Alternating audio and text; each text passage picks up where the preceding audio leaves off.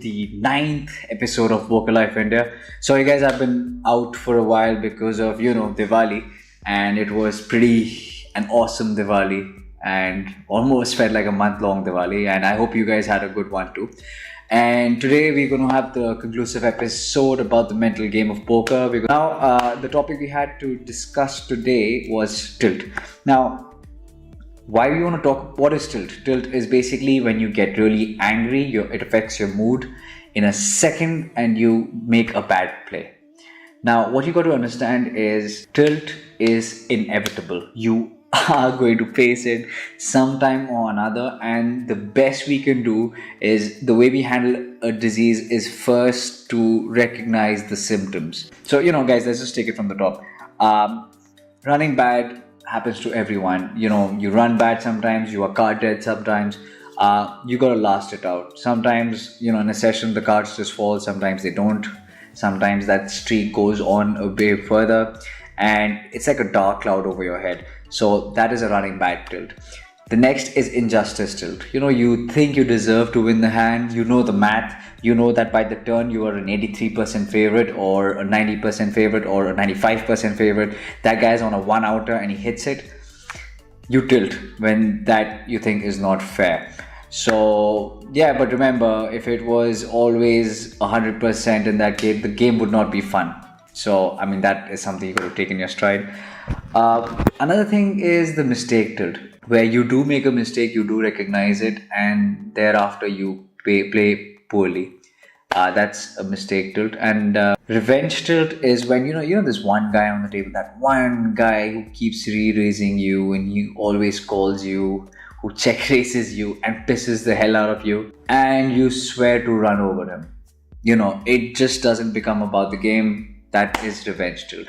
Or it could even be from your personal relationships from outside the game, where you don't like this guy and you want to take on him, and when he takes on you and you lose it, revenge tilt. Another thing is desperation tilt, right? So I've seen this a lot, and this kind of tilt carries on forward, where you lose money, whether you're still in the game or you've already lost money, and then you chase that money and you end up not playing your optimum game, right? So let's just take what we should do for any type of tilt. You should recognize the symptoms.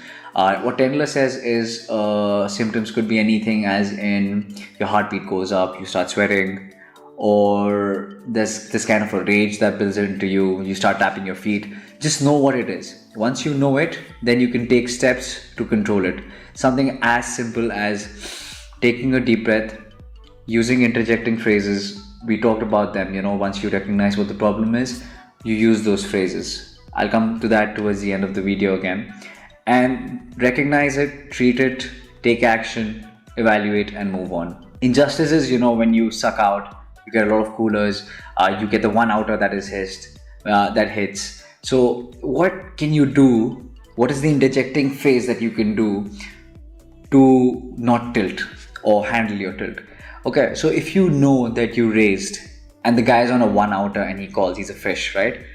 You have to take solace in the fact that if it was a one outer or a 5% chance and he hit that card, that in the long term, if you make the same play, you are going to be right probably around 95% of the time. So your play was optimum. You've got to actually evaluate not the result of how the hand panned out, but rather your decision.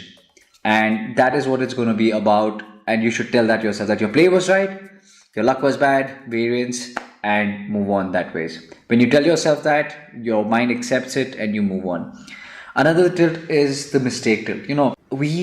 I think I have this problem as well. I am very hard on myself. It's about how you were brought up, or how you treat yourself. You make a mistake, you smack your head, you're like, what an idiot could I have? I saw that coming. I should not have called that overbet on a gut shot. I'm such an idiot. The point is to recognize the mistake, accept it, tell yourself about it, and move on. Because you can't let that one moment dictate the rest of the game for you. You can come back, but you will not come back if you keep cursing yourself. So mistake tilt is to recognize the mistake, tell yourself about it, and move on. We all make mistakes, we make them again and again, but it is about keeping your head in the game and moving on. Now, let's talk about my favorite, most entertaining type of tilt. This is the entitlement tilt, and this is what, sorry, buddy, Phil Hellmuth is famous for. He thinks he's the best. He probably is the best with the number of titles he has, and that makes him think that he owns every pot. So here's the thing, guys. Don't think because you are a better player, maybe you're running good that time, that you are entitled to a pot. If you tell yourself in the beginning that you're not entitled to anything and lower your expectations, you will not face this kind of a tilt a lot. So, I've had a lot of players, experienced players, sitting down with newbies playing poker, betting heavy, just trying to push off their hand, push the guy off their hand. That guy called because he was a newbie into the game with a pair of twos, right? And there were many higher cards on the board. He couldn't get bluffed out. Why? Because he was a newbie, and the pro should have known that. He thought he's entitled to a win. He kept pushing, and eventually lost money. So, guys, don't get into this sense of entitlement. See who is playing with you, and also know that poker is also a game of variance. And once you accept that, it becomes much easier to get rid of entitlement win. Revenge tilt. I am sure that everyone here has been privy to this. Now, there's always this one guy who annoys you, right, on the table, who always re-raises you, keeps at it. You think as if he's targeting you. Here's my play. Sometimes you need to stand up for yourself, when he's stealing your blinds or you want to get back to him, but do not get obsessed. I am so guilty of doing that at times, and I've like lost my entire stacks in this when somebody pisses me off. What you got to realize is he's not the only guy with that stack over there. There are other fish in the sea, so as to say. If he plays back, sometimes you get a chance with good cards. You want to play back, that's fine. But don't get after one person with a single-minded intent, because you can make your chips from other people as well. You might have lost a hand to him, but it doesn't mean that you lose all your chips trying to get revenge. And guys, this is like limited to a micro situation where there's like one person. Sometimes in life as well, there's someone in your circle who you don't like, or who's like beaten you last time and you sit on the table again with him. Don't get into this single-minded pursuit of trying to make your money out of one guy, one person. It's not optimum. Desperation tilt is, as we've spoken about, even we spoke about it at length in our previous video about bankroll management. Don't play a high risk tournament of like, which is above your bankroll. Just, I have to win this and get my money back. This is my last shot. Don't play cash games wherein, you lose half your stack and you lose the other half of your stack chasing your money. In a desperation tilt situation, you've got to put yourself back out of the game, calm yourself down, and play confidently with no pressure. If you think there's a pressure, either take a break from the game, take a deep breath, and then get back into it.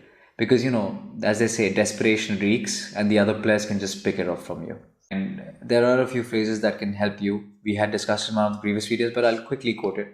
So, you say that when there's an injustice till that this isn't fair, I never win a flip. Flips are 50-50, sometimes it goes either way. And there are so many different scenarios, but have an interjecting phrase ready. So what I do for myself is, when variance gets the better of me, when there's like a one out and the other person wins, I say variance baba ki jai. That is one way to handle variance. When music is my way to go about it, and mistake tilts are the worst ones I hear, but how I deal with mistake tilts is like after every game, I write it down. So this is a very good technique for tilt or otherwise. Vent on paper. So once you vent on paper, or you keep a track on paper of how you performed, it becomes more objective, because the human mind is very subjective. You might have played well throughout a tournament and then one hand you lost it all. You should know what that point was and not keep an impression that you're a bad player and condescendingly look down on yourself. It's very important to maintain your confidence as well. So what I do is I maintain an Excel sheet, and I have 3 columns where I judge myself. First is the quality of my play. Second is how I mentally and emotionally control myself. Third thing is how did I feel the variance was in my favor. So if I played well, I'd give myself an 8 out of 10. If I think I was down in between and I handled my emotions well, then again I would give myself 7 or 8. But if I think I was in a situation with, say, pocket kings against pocket tens, and I made the right call and the person hit his 10, and I lost due to variance, I would put the variance column on 5 on 10. So, how does that matter? Once you build a graph, you see that in a game, how much of your game was due to your playing skillfully, your A game, how much was it because you handled your emotional situation quotient well, and how much was it because of variance. So it gives you a more wholesome picture when you play longer tournaments and cash games of how you've been performing overall, and gives you a more objective picture of you as a player and how your game is growing, right? So, guys, that's it for my end about the mental game of poker. This was a three vlog episode. Let me know how you liked it, and I would love to get some questions from you, and would like to answer to the best of my capability. And yeah, I mean, on just to end this note, I was really heartbroken about not making it to the WPT. A lot of action going on down there, but c'est la vie. Life happens. There was some work commitment, and I could not go. I had it marked on my calendar for 6 months, and then something happens and I can't leave. But there will be traveling, there will be more poker, and hopefully today Sunday I'll probably get down to some action as well for this thing. Well, until then, guys, stay tuned and keep in touch with Poker Life India. And it's good to be back again on the channel after 2 weeks. Stay classy, guys.